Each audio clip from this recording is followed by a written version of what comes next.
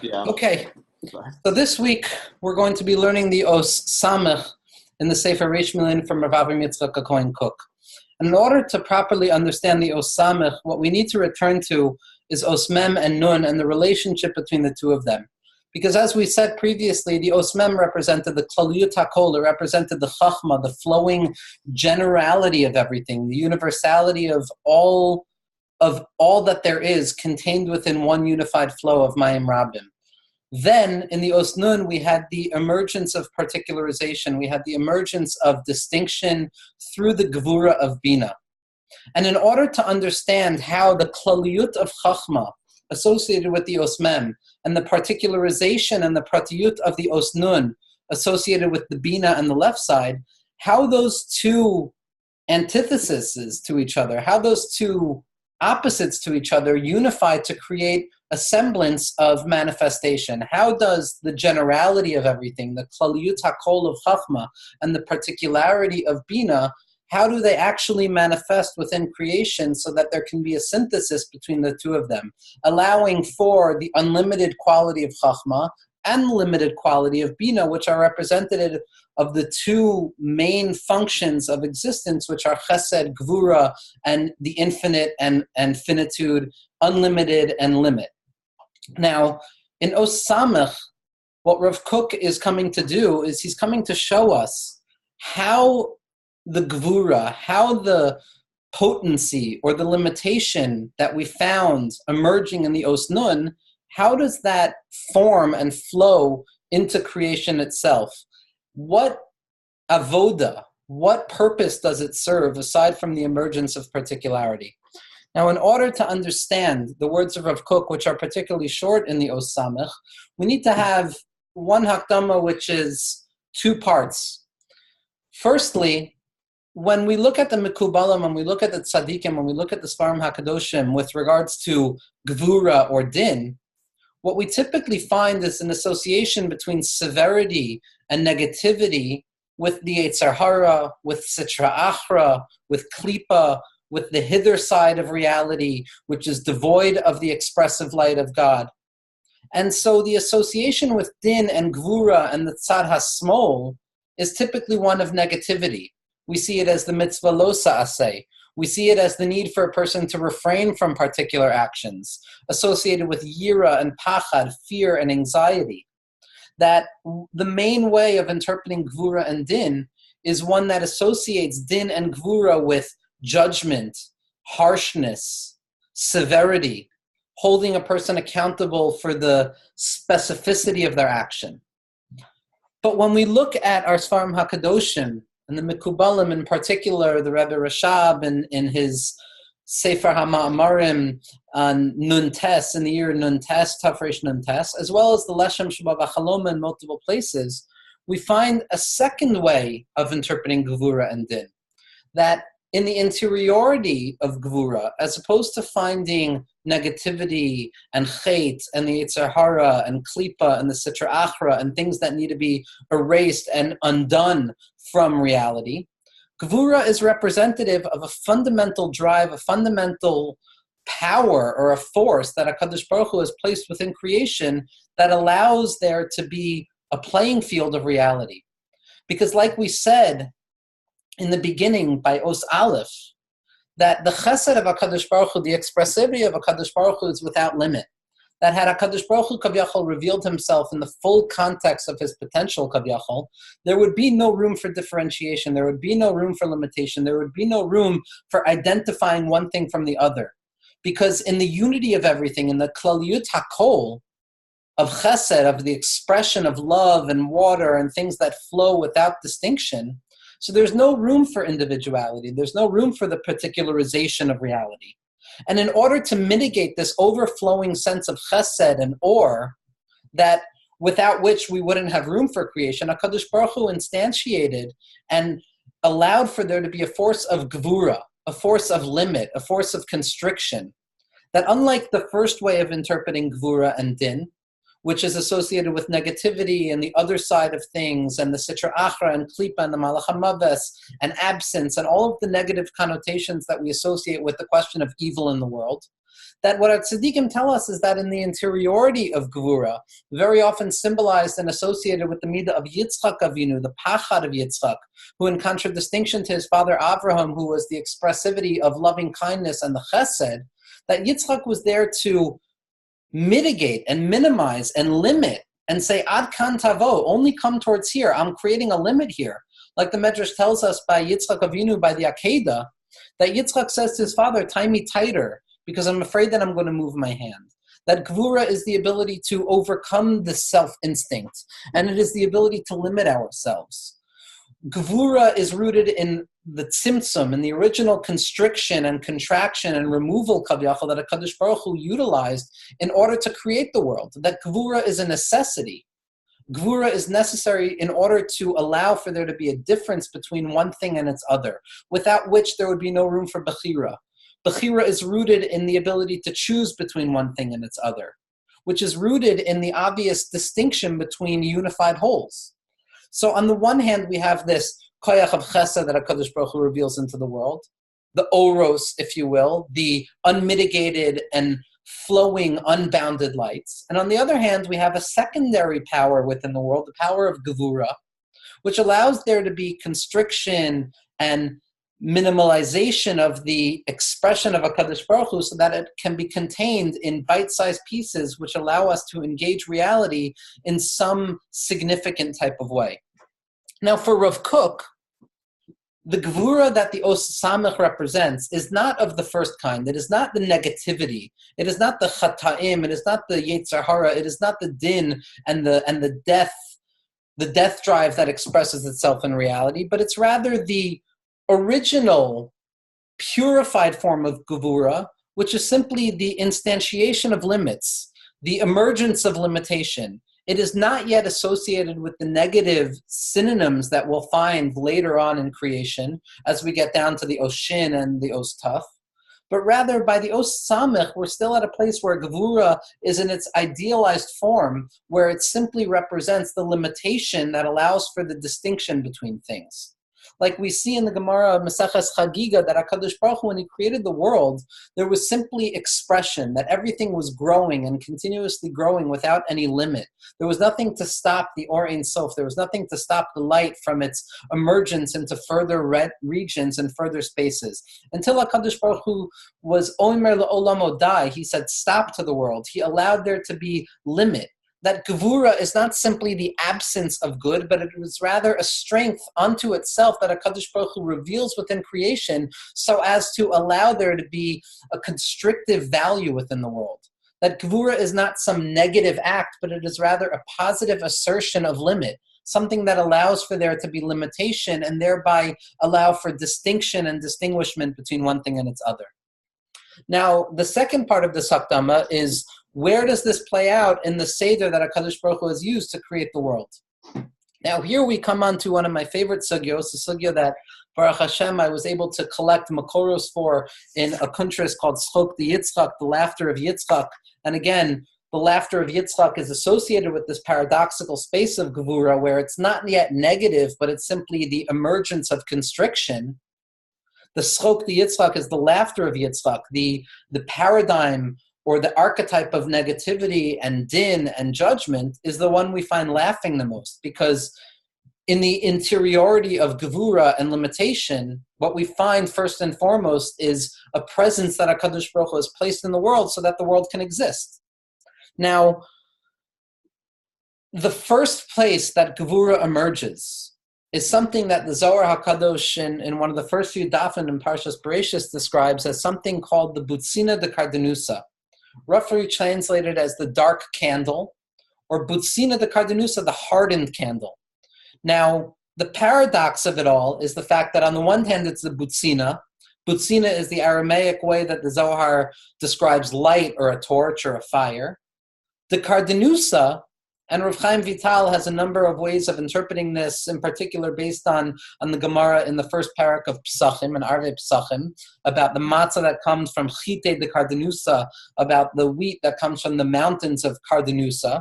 Kardenusa is representative of either darkness or severity or hardness. Now we have this paradoxical image, if you will, of a butzina, a flame, which is at the same moment a flame of darkness. So it is a positive assertion, which is associated with light and chesed, yet the assertion of this positive light is one of limitation and darkening.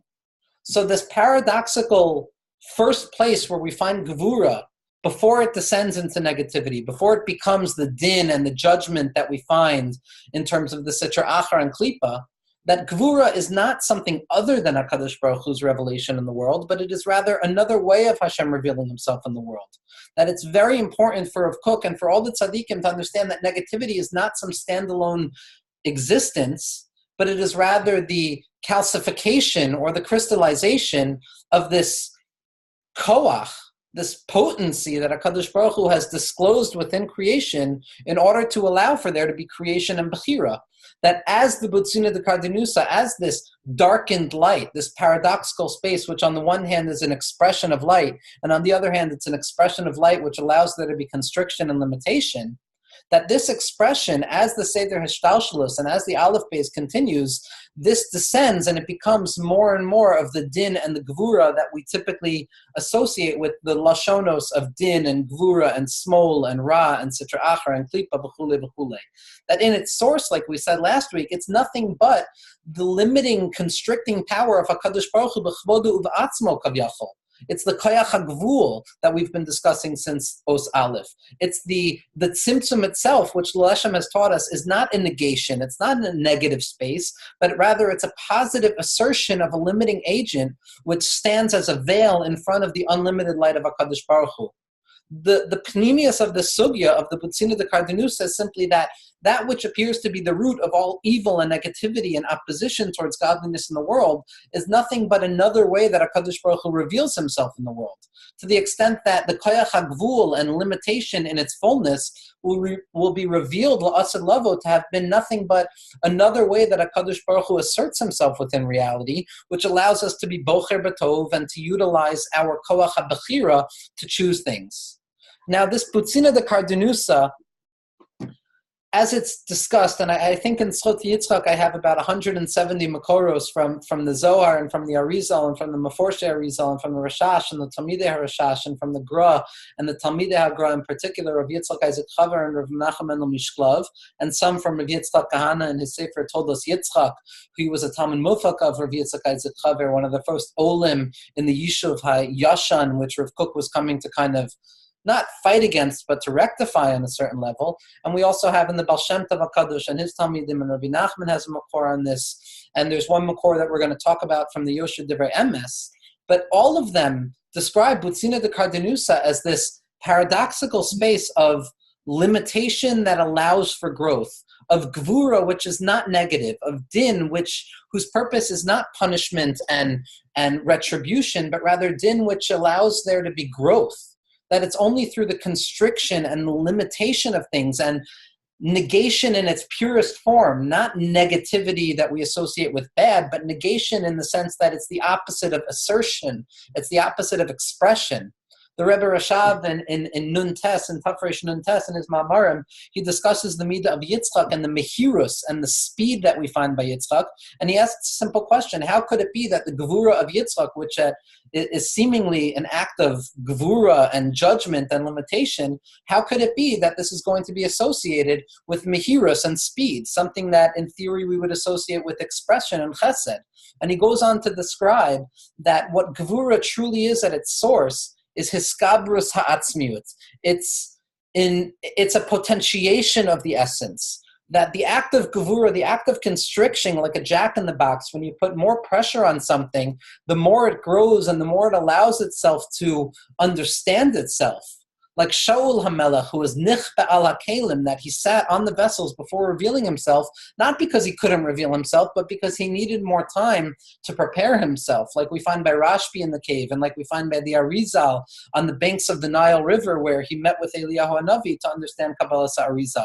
That all of our tzaddikim, all of those who disclose Pnimius HaTorah, are the ones who sit on it before they express it. They're the ones who wait, which, as we're going to see, is why the Os Samech is representative of Sod, because secrecy and limitation are nearly synonymous. Because the secret of something is the depth of something. The depth of something means that it's not yet revealed. If it's not yet revealed, it means it's limited from being revealed, which is why Gevura is going to be the same gematria as Omek or Amuk of depth, because it takes an act of Gevura. It takes an act of breaking and limitation to allow something to express itself in a more intensified form, in a more potent form, which is a proper definition of Gevura. Now this Putzina de Cardenusa, just in terms of where the Os Samech lines up in relationship to the Mem, which we said was Chachma, and to the Nun, which we said was Bina, with the Mem, which we said was the Klaliyut HaKol, and the Nun, which we said was the particularization of everything, the water versus the fish of the water. Os Samech is very interesting because according to the Arizal Befeirush in his Sefer Mamre Rashbi, where he discusses the Hakdama to the Zohar HaKadosh, and he says this in Shar HaKlalim as well in Eitz Chaim, and he expresses this in Shar Yud Gimel in Eitz Chaim as well, that the Os Samech is going to be associated with the Sphira of Bina, which is understandable because we're talking about limitation. Yet at the same point, it's Bina, once Bina elevates itself back up to Chachma. So it's not talking about Chachma itself, which was the Os Mem. It's not talking about Bina itself, which was the Os Nun, but rather it's talking about Bina as it ascends back up to its source in Chachma, which is going to be the unity between the Mem and the Nun, which we're going to find in the Samech like we started off with. Now, amazingly, and the Arizal doesn't say this beferish, but Putzina de Cardenusa is exactly this inyan. The darkened light is the light of Chachma as it emerges through the darkening veil of Bina. That Putzina de Cardenusa descends very quickly from the Tzimtzum, and then we find it at the Gevura of Reish Millin. I'm talking about specific terminology now just for the sake of MS, although you don't have to really understand this terminology.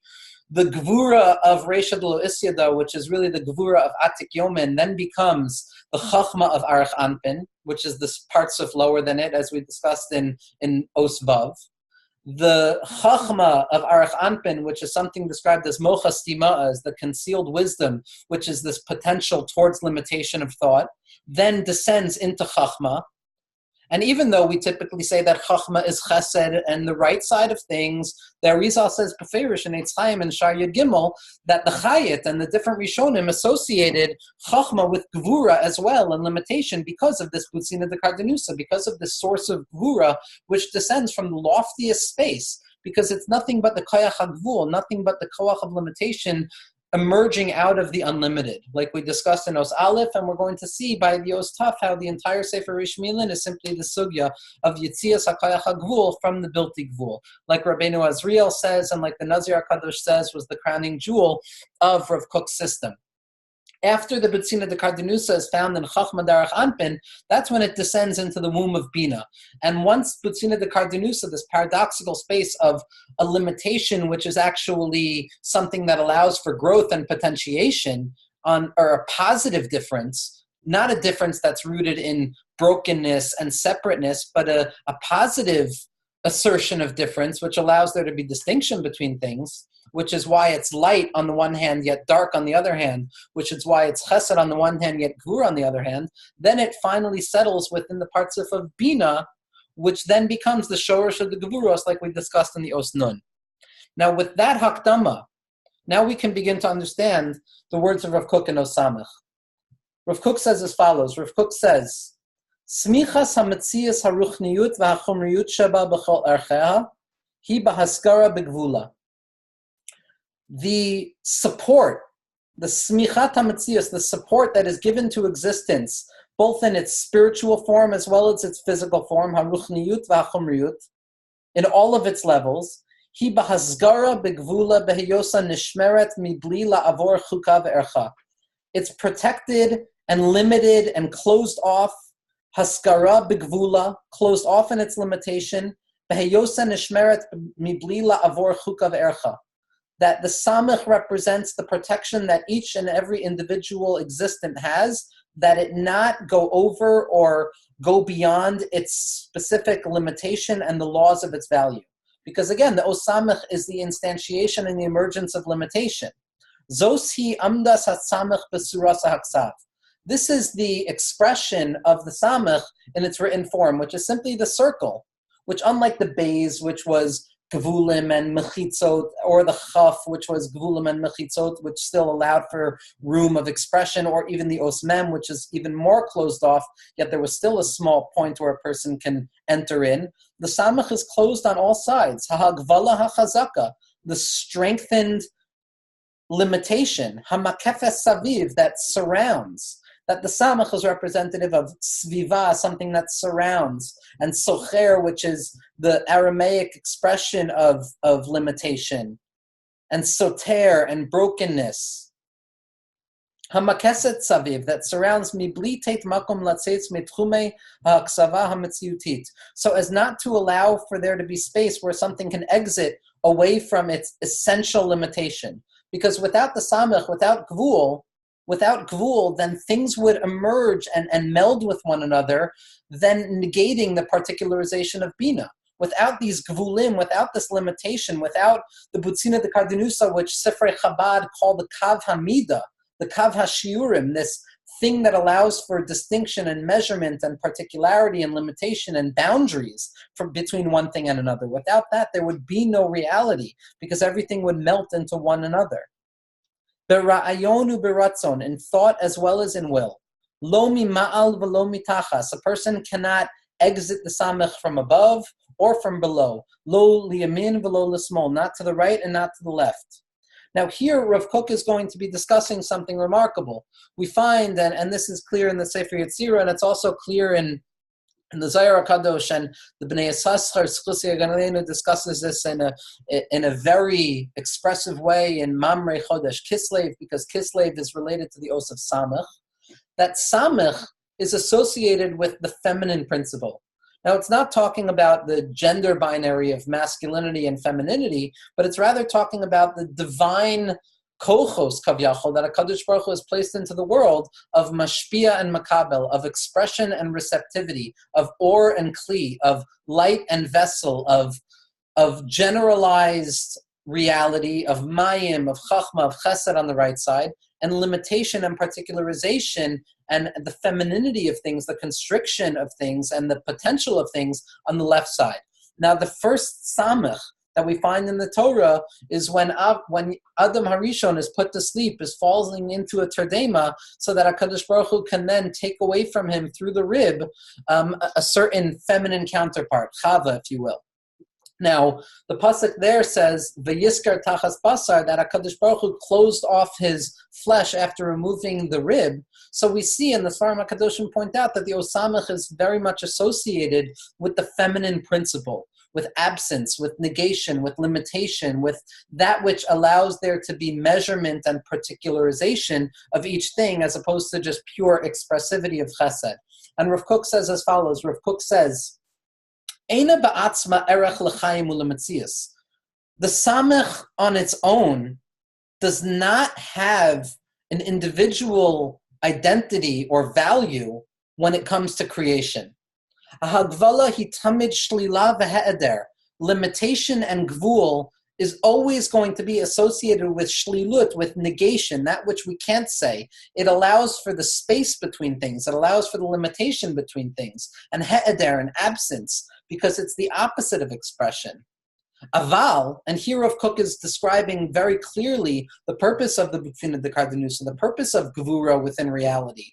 What is the purpose of negativity? What is the purpose of darkness in reality, other than the fallen nature of darkness, which is din and Gevura and all the things we typically associate with it?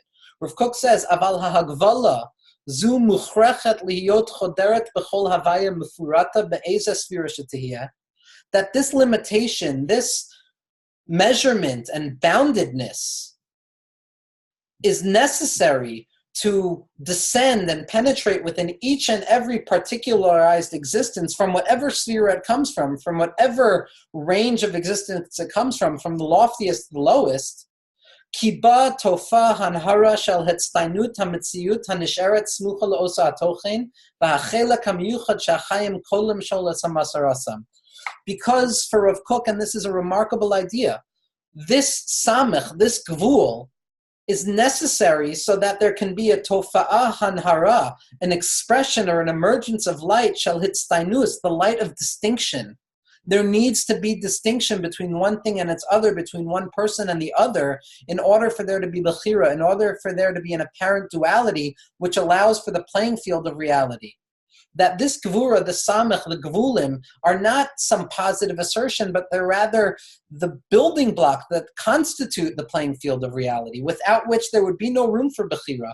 Kiba tofa'an ha'anhara shel hitstainut, the light of distinction emerges. Hamitziyut hanisheret smucha la'osa hatochen, that allows there to be distinction between that which is proximate and approximate to the content that we're discussing. Rav Kook there is playing on the fact that samech and smucha means that samech allows for there to be a concept of smuchim, of things that are approximate to one another. Because without the limitation of the samech, everything would be every other thing. There would be no distinction, and therefore there would be no distance or measurement, thereby negating the whole concept of things that are close to one another, because it would just be one amalgamation and unified blob without any distinction or particularization. So samech and the butzina de kardenusa, the limiting agent, the shiurim and the gvulim that constitute reality, are what allow there to be a concept of smuchim, of things that are close to one another, which is why we'll see from Rav Menachem Mendel of Shklov, the Talmud Mufak of the Vilna Gaon, that samech is also osios mesach, which means distinction, which means a sealing or a separation between one thing and the other. And we're going to see that samech is also the same letters as sikum, as a sum total, because only by limiting something can we then say, oh, this is the sum total of it. Because without gvura, there can be no sum total, because everything is everything else, and there would be no distinction between parts, and there could be no total or a sikum. Rav Kook follows and he says something amazing. What is the purpose of the gevura? What is the purpose of limitation and the butzina de kardenusa? So that existence can hit its target. Without gevura, without distinction, there is no essentiality. There is no specificity. There is nothing that can be called by a proper name if everything is pure chesed and water. It is only after the emergence of limitation that we can identify individualized parts of existence, which then allow for things to be specific. Kolemet hamatara, they hit their pinpoint, they hit their target. Life becomes essential. There can be an essential nature to something as opposed to everything just being part of some unified whole. This is part of Rav Kook's entire project, which is how does the prat emerge from within the universal without negating either or. In Os Samech, Rav Kook is speaking very clearly about the emergence of particularity, and the purpose of that is so that things can have an essential quality. In the Tikkunei Zohar, when discussing the Rikiya that HaKadosh Baruch Hu spreads between the Mayim Elyonim and the Mayim Tachtonim, that the Mem, we said, is the Mayim Elyonim and the Mayim Tachtonim together. Everything unified, everything together, no distinction. The Rikiya, Ben Mayim L'Mayim, is placed to separate the two of them. Now, what appears to be an act of negation, what appears to be an act of insinuating limit and emergence of limitation and distinction and distortion, the Tikkunei Zohar say that Tishkach Rakia, you take the word Rakia, V'timtza Iker, and you find essence, that only by way of a Rakia, only by way of a Mesach, or something that separates one thing from its other, can we even begin to talk about the concept of essentiality of things. Because without distinction, there can be no Iker, there can be no Chayim HaKolam Matara, life that hits its target, because it is only limitation that allows for Bechira, which allows for an overcoming of the self. Hiskabrus ha'atzmiut, of Gvura in its purified form, of the paradoxical and contradictory space of the Butzina de Kardenusa, a darkness that shines or a light that darkens. Now, if we look at Kisvei Rav Menachem Mendel Mishlov, this volume was put out by Machon Hagra, who currently are fighting to protect the kever of the Vilna Gaon Tzchusi Yagan Aleinu from the people who want to destroy it. But in Os Samech here, Rav Menachem Mendel Mishlov, who there's not even enough time in this year to introduce the value of his teachings, he says something amazing. He says, the Samech is the sod of Sikum. The Samech is the sod of the entire quality, the total value, the Cheshbon Kol Davar, and the enumeration of things. Why? Ki ha'heder oseg gvanim tamid. Because absence creates colors. Because when I hold something down, when I limit something, the force that is growing out of that limitation allows for a greater potentiation. That only by holding back, only by withdrawing, can I actually allow there to be a stronger manifestation, a stronger expression of things. That the he'eder tamid ose gvanim, that what appears to be negative and negation allows there to be multiplicity, that it's a gvul, a limit that allows for the emergence of multiplicity and pratiyut. Ubali de bechino shonot v'cheshponot rabim, and it comes into numbers and different values of things. V'husod hanukva, and this is a secret of the feminine principle. Tamid einan birchos b'cheshpon, whose eyes are always looking at numbers, because it is only through this act of gvul, it is only through this act of gvura, which we actually have the emergence of multiplicity. We have the emergence of difference, which then allows for bechira. Now, lastly, I want to just read from one makor from Slokti Yitzchak, which talks about the value of the Butzina de Kardenusa, and it's connected to the Zman that we're in right now. This is from the Yosha Divrei Emes, and it's an amazing makor because the earlier Talmidim of the Baal Shem Tov would quote from Kabbalah of the Arizal, but they were never as specific in terms of identifying the terms they were discussing. But here we're going to see that the Yosha Divrei Emes says something amazing. He says, and it's already known that which the Arizal wrote, Ki b'chol zman, at all times, mitorer hisoris shahaya lifnim, that time is emerging, and the past is connected to the present moment as well. It is not some linear manifestation of time, but rather, as our Svarim HaKadoshim describe, a cyclical nature of time where one thing can connect to that which happened at the past present moment. And he goes on to say, and so too as well during these high holy days, Me'ira ha'ares haschala sabriya, the beginning of creation shines, shehu hadin, which is judgment and limitation and severity, shebo nivra ha'olam, kamo she'amar kasav, Bereshis bara Elokim, shehu atchala, that the world was created with the name of Elokim, which is gevura, because it took an act of tzimtzum, and therefore by Rosh Hashanah, there's a reemergence or an echo that allows us to hear this voice of the initial gvura, the initial root, the high, lofty root of gvura prior to its descent into negativity. V'chol hatchalot kashot, and that's why all beginnings are difficult, because tzimtzum and negativity and self-overcoming all are identified with difference. V'ha'inyan kibriyas ha'olam hu b'tzimtzum. The creation of the world was through an act of tzimtzum. The Inyan HaTzimtzum hu histalkus achios lamala kanoda. And here he's utilizing a real important way of reading the tzimtzum, in particular as based in Mavos Sha'arim, that tzimtzum is not a removal, but is rather an elevation of something back upwards. V'yadua ma'ashakasav b'reishis chachma, and it's known what is written in the Sefer Reishis Chachma b'shem haramak, in the name of Rebbe the Ramak, based on the psukim Kihim hamalachim noedu avdu yachtav heimarau ken tamo nifhalu nechpazu ra'ada achsasam, that when we talk about the fear and the anxiety of the angels and the malachim, hune'emar atzilo kahechalos lamala, it's describing the removal or the return of light back up to its source. The davar halamed me'enyana hu al kol hadvarim, and that's true with regards to all questions of tzimtzum, that it is when something emerges back up to its source, and that's where the birth of negativity comes in, and limitation. She'inyan histalkus hatachton elyon, the idea of the bottom going back up to the top, the degraded state emerging back up to the elevated root, hu inyan hatzimtzum. That's the concept of tzimtzum, which is a pachad gadol latachton, which is a very big fear and a terror for the individual who exists down low.